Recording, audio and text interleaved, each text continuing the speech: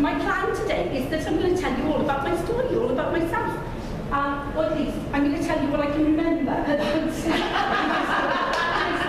I don't know if you're like me, but I do forget things. When do you forget things? Never, she says. She's a liar. Right, so you forget things a bit too. We don't remember what we forgot. I know! And do you know what? It's really funny, isn't it? Because some memories, they kind of, something's coming, and it's like, whoosh, gone. What? Why did I come into this room? And then there's other things, like, you remember them, and you think, oh, I wish I didn't remember that. And you can't. And I'm doing with some things, I think, oh, I remember that like it was yesterday, but I'm quite sure it happened. But maybe it is. But they do say, don't they, that everybody remembers where they were the day JFK was shot. Not everybody in this room on that. Is everybody alive? No, you don't, do you?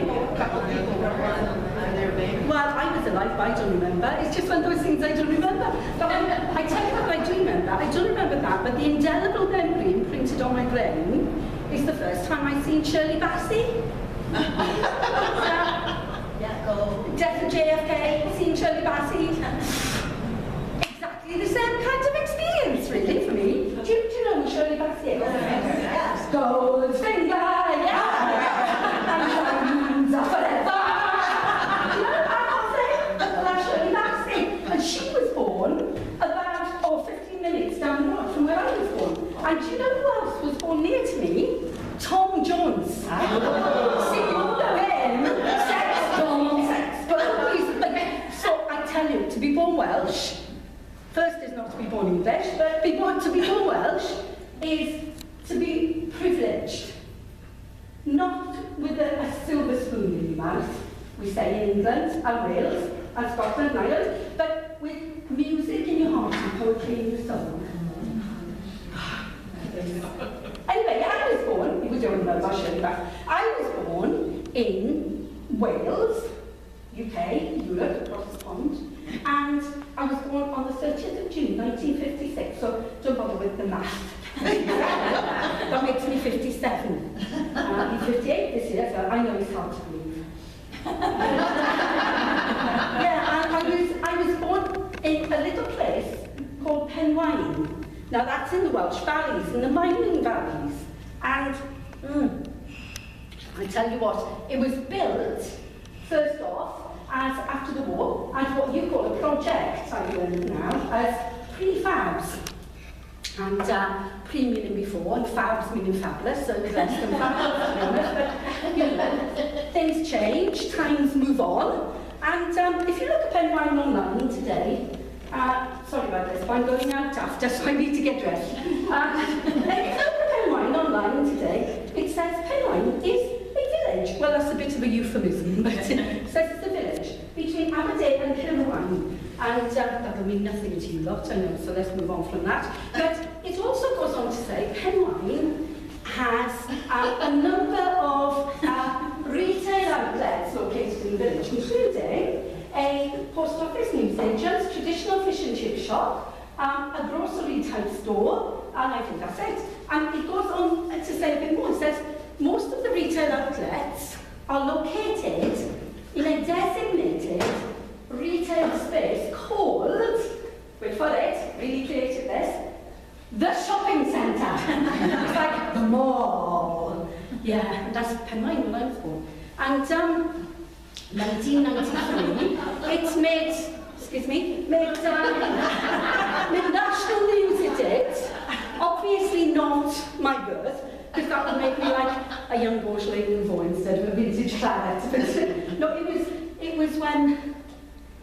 it was when two teenagers frog marched an elderly neighbour up her garden path, and they strangled and tortured her to death in her garden shed. And the national newspapers at the time said the girls, high on a cocktail of cider and drugs, used a dog chain to strangle Evan Phillips. She was 70, and she was half blind. Well, that's Penwine when I was born.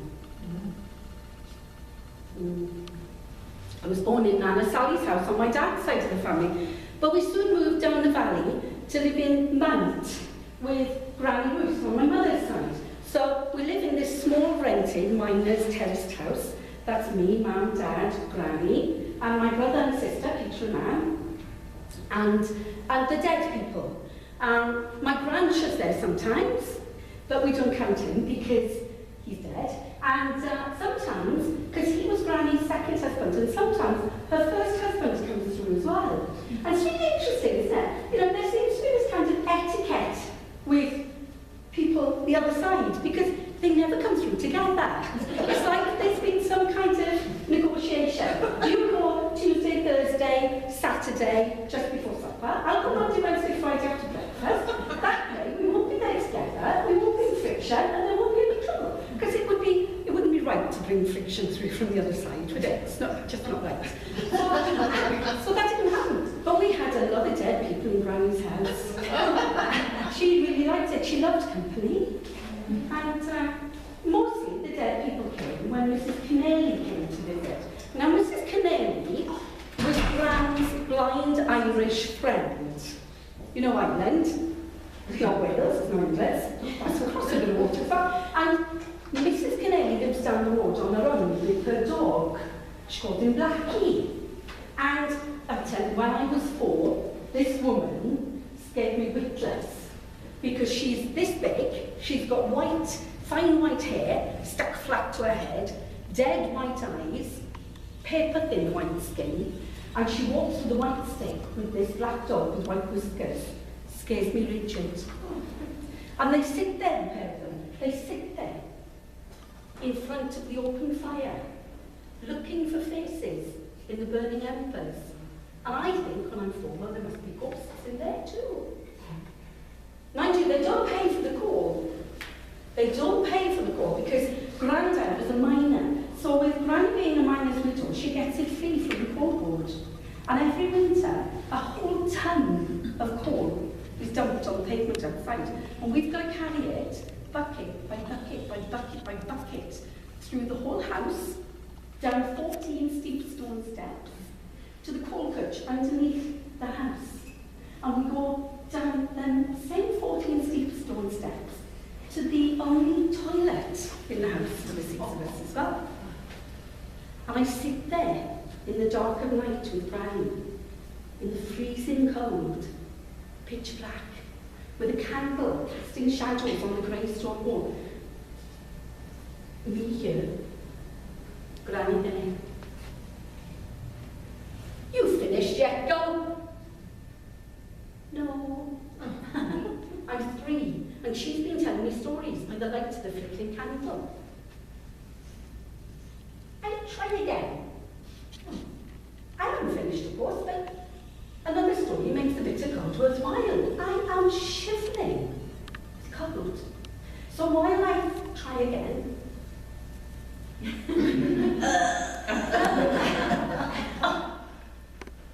she sings to me, "Pack up your troubles and you're all get back and smile." I tell you, they can hear this all the way down the street and in the next street, but she don't hear it, does she? And that same candle takes us up to bed at night, because we've got no luxury of a light switch upstairs and down, so we climb the stairs in moving shadows. Her shadow looks, a silhouette, looks massive on the wall in a long white nightie. And we climb into the enormous bed we share together, and we make shadow animals on the walls, rabbits and crocodiles. See, I don't remember how to do that anymore. It's ghost, isn't it? And the wind whistles round the rattling window pane and kisses the candle and scatters shadows round this dimly lit room. And the ice on the inside of the window looks like I see human figures, and I think they are ghosts too. And she reads to me. She reads and reads. Cinderella, Little Red Riding Hood, all those little stories that the girls get told. Her finger following the words on the page, and my eyes following her finger. And I learned to read well before I go to school. And one day the headmistress, walking past, stops and says to Granny, "Well, Mrs. Smith, I tell you what, you were Susan," because it's my real name, "you were Susan, is a very good reader. And do you know what Granny says? She says, really, Miss Price? Well, she knows perfectly well, because I've learned in bed, all curled up nice and warm with her. Anyway, reading tonight, she suddenly stops. Oh. What? Oh, it's all right, it's only Eileen Slassio, don't worry. Well, I do worry. Because Eileen Slassio is Mrs. Canelli's spirit guide.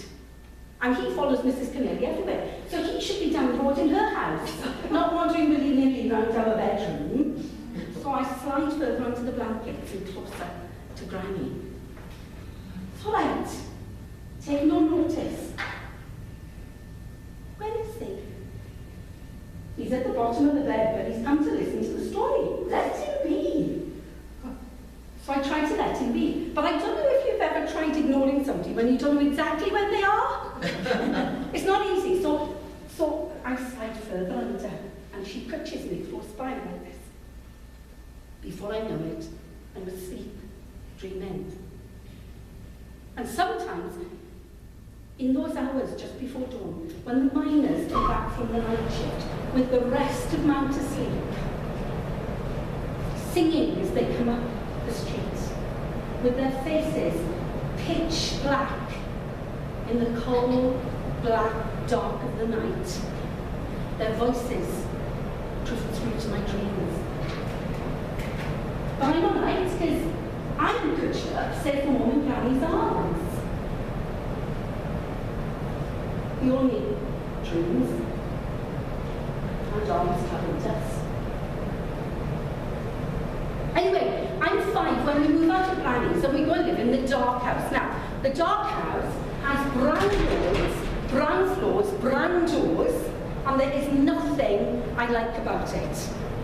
There's no big garden like Granny's with a car to play in. My brother's got an old car. And there's no 14 steep stone steps to come back up after being down in the lav with Granny, and there's no faces in the fire, and there's no Granny.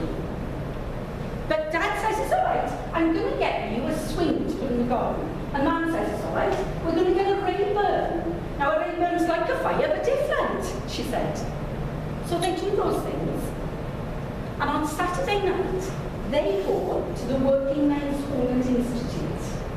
And on a Sunday night, they watch Sunday Night at the London Palladium on the black and white telly.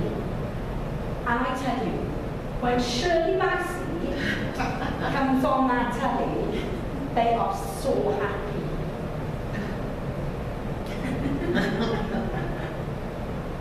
But it's not normally like that. Normally there's a lot of shouting, and normally they don't talk to each other for ages.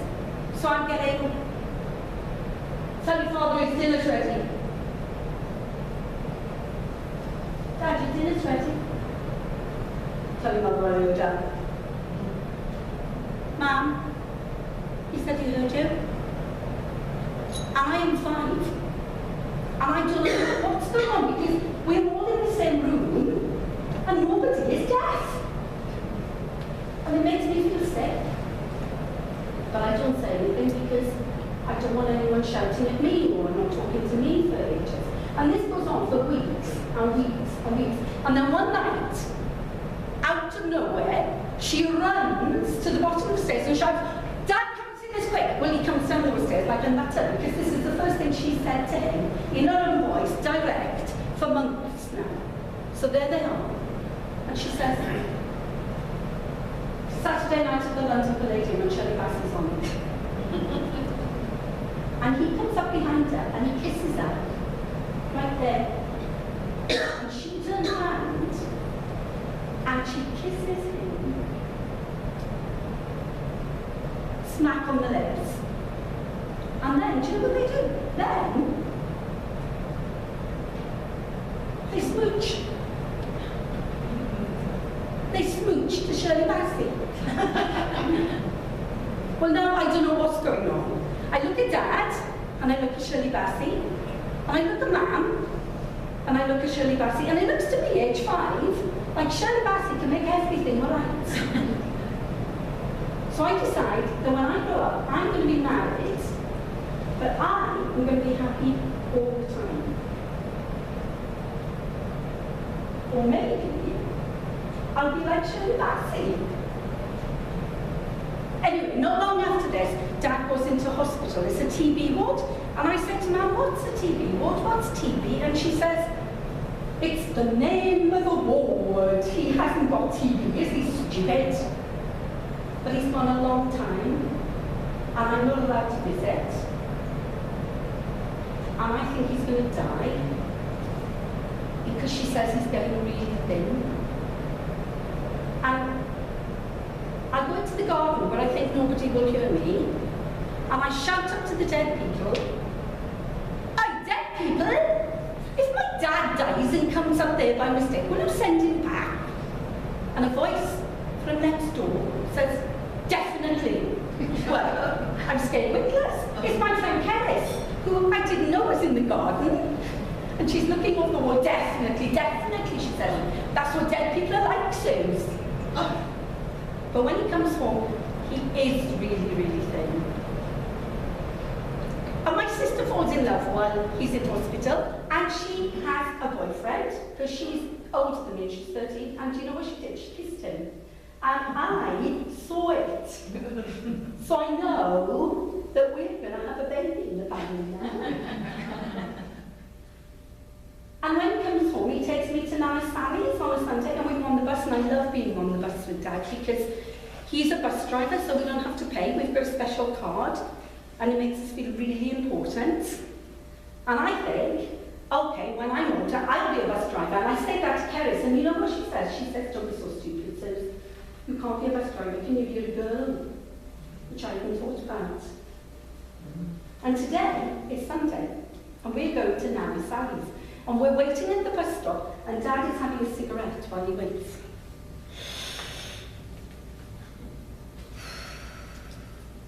And behind him, there's this big wall that I climb up on, and I play King of the Castle. All it involves is going, "I'm the King of the Castle, get down, you dirty rascal." There's nobody around, so it's very boring, because it's Sunday.